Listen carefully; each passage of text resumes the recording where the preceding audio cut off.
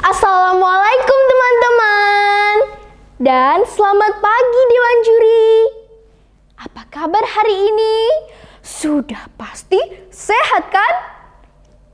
Perkenalkan, nama saya Pelangi Tunjung Kusuma. Saya bersekolah di SDN 01 Kartoharjo, Kota Madiun. Kali ini saya akan bertutur yang pastinya seru.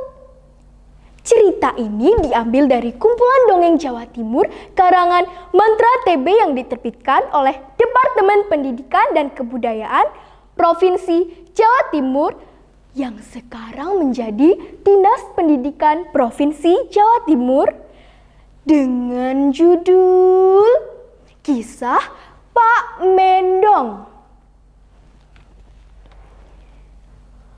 Alkisah di sebuah desa, hiduplah sepasang suami istri yang sangatlah miskin. Pak Mendong, itulah namanya. Dia dipanggil seperti itu karena memang pekerjaannya yang membuat tikar dari daun mendong untuk dijual ke kota. Dan tentu saja istrinya dipanggil Mbok Mendong. Pak Mendong adalah seorang pekerja keras, ulet, dan tidak mengenal kata putus asa dalam menjalani hidupnya. Jarang sekali terlihat dia mengeluh. Raut wajahnya selalu terlihat gembira. Teman-teman, sudah tahu seperti apa daun mendong? Hayo, siapa yang sudah pernah melihat atau bahkan memegang daun mendong? Ya, daun mendong adalah jenis tanaman seperti rumput yang hidup di sekitar rawa. Tanaman ini biasanya tumbuh sekitar 100 cm, teman-teman. Daun mendong harus dijemur terlebih dahulu sebelum digunakan untuk anyaman. Begitulah pekerjaan Pak Mendong setiap hari. Membawa daun mendong pulang ke rumah untuk dijadikan anyaman. Dan istrinya yang selalu membantunya. Mbok Mendong selalu memberinya semangat sambil menyelesaikan pekerjaan rumahnya. Sungguh rukun Pak Mendong dan Mbok Mendong. Namun demikian, keluarga Pak Mendong sangatlah miskin. Mereka tinggal di gubuk kecil yang sudah reot. Saking miskinnya, seringkali tidak ada uang untuk membeli makanan.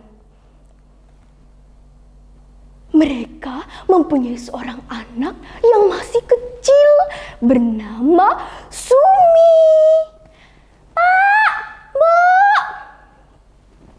Pak Bu, Sumi lapar. Sumi ingin makan. Dari kemarin, Sumi hanya minum air. Pak, Bu, lapar. Ada teman-teman peserta lomba bertutur. Halo teman-teman, perkenalkan, nama saya Sumi. Saya anaknya Pak Mendong. Oh iya teman-teman, aku tidak boleh sedih ya, walau aku lapar. Justru aku harus banyak berdoa agar Pak E dan Mbok E cepat dapat rezeki dan aku bisa makan. Tubuh Sumi sangatlah kurus karena memang kurang makan. Pada suatu hari, Pak Mendong tergopoh-gopoh menemui istrinya, rupanya ingin menyampaikan sesuatu. Bone, di mana kamu, Mbok? Waduh, kok di dapur tidak ada, Bone? Ada apa toh Pak Ne? Ini loh, Mbok Ne sedang mengumpulkan kayu bakar di belakang rumah.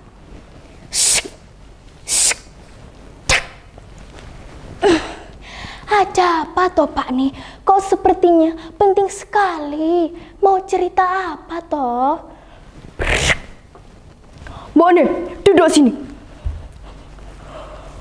Tunggu sebentar Mbok Nim, saya minum dulu. Glek glek. Glek glek. Nah, jadi gini Mbok Nim. Semalam saya bermimpi bertemu nenek buyut. Kita diminta untuk menyembelih lembu dan mengadakan kenduri. Dan mengundang semua fakir miskin. Menurutmu bagaimana tentang mimpiku Mbok Nim? Oh alah Pak Ne, uang dari mana untuk membeli lembu? Kita makan saja susah. Itulah yang Pak Mendong dan Mbok Mendong bahas tentang mimpi. Mbok Ne, kalau ku jual rumah ini pasti tidak laku ya. Ini hanya kubu kecil, sudah reot pula. Lagi pula kalau ku jual rumah ini, kita tinggal di mana? Pak Mendong terus berpikir sampai akhirnya menemukan sebuah ide. Teman-teman, kira-kira ide apa ya yang didapat Pak Mendong? Aha!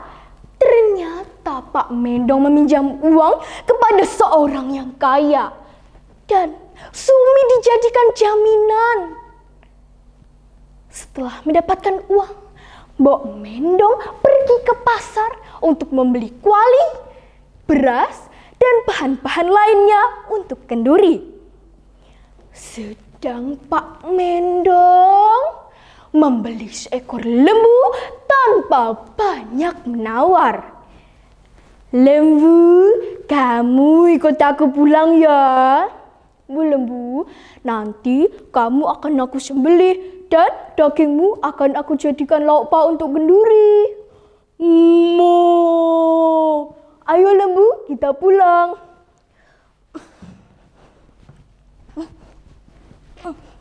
Nah, lembu, kamu di sini saja. Tidak usah kemana-mana ya. Mbok Mendong sibuk di dapur. Dasarnya Mbok Mendong yang pandai memasak. Dalam sekejap, masakan sudah siap. Berbondong-bondonglah para fakir miskin datang ke rumah Pak Mendong.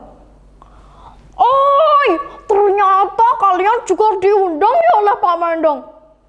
Wah, tidak nyangka ya, ternyata Pak Mendong juga bisa membuat kenduri seperti ini. Dan alhamdulillah, kita makan enak. Masakan Mbok Mendong enak. Sangatlah mereka menikmati makanan yang sudah disiapkan. Dalam sekejap, masakan habis ludes tanpa ada sisa. Setelah kenduri selesai, Mbok Mendong dan Pak Mendong terlihat duduk termangu sambil membayangkan apa yang akan terjadi selanjutnya. Sudahlah Pak Ne, Mbok Ne mau mencuci piring kotor di dapur saja. Belum lagi dia sampai di dapur, Mbok Mendong melihat kuali bekas kenduri bergoyang-goyang dan mengeluarkan cahaya. Pak Ne, sini Pak Ne. Kenapa kualinya bergoyang-goyang dan mengeluarkan cahaya, Pak Ne? Alah Gusti. Betapa terkejutnya mereka saat melihat kuali bekas kenduri sekarang penuh dengan emas dan perak. Betapa bahagianya keluarga Pak Mendong. Segera dia menjual sebagian emas dan perak ke kota untuk menebus Sumi, anak kesayangannya. Nah, teman-teman, tentu saja berita tentang Pak Mendong yang sudah kaya menyebar ke semua desa dan membuat semua penasaran. Termasuk saudagar kaya yang pelit, dan dia menanyakan ke Pak Mendong tentang kekayaannya. Dasarnya Pak Mendong yang jujur dan lugu, tanpa ragu-ragu dia ceritakan bagaimana cara menjadi kaya. Langsung si kaya itu membuat kenduri serupa seperti Pak Mendong dan mengundang semua fakir miskin. Aku akan menjadi kaya dan lebih kaya. Tidak ada seorang pun yang bisa mengalahkanku. Dia pergi ke pasar untuk membeli seekor lembu. Dasar kikir, dia menawar dengan harga yang paling rendah. Alhasil, dia pulang dengan tangan kosong. Tak seekor lembu pun berhasil dia bawa pulang. Untuk mengelabuhi rencananya, dia mengganti daging lembu dengan daging anjing peliharaannya. Sungguh tak disangka dan atas kehendak Tuhan yang Maha Kuasa. Saat doa mulai dilantunkan, tiba-tiba kuk. Anjing yang tadinya sudah menjadi lauk pauk tiba-tiba hidup kembali dan menggigit si kikir. Semua orang takut dan lari tunggang langgang. Tinggallah si kikir yang kesakitan. Nah teman-teman, itu tadi akhir cerita Pak Mendong. Kira-kira pesan moral apa yang bisa kita ambil dari cerita tadi? Janganlah kita mudah menyerah dan putus asa.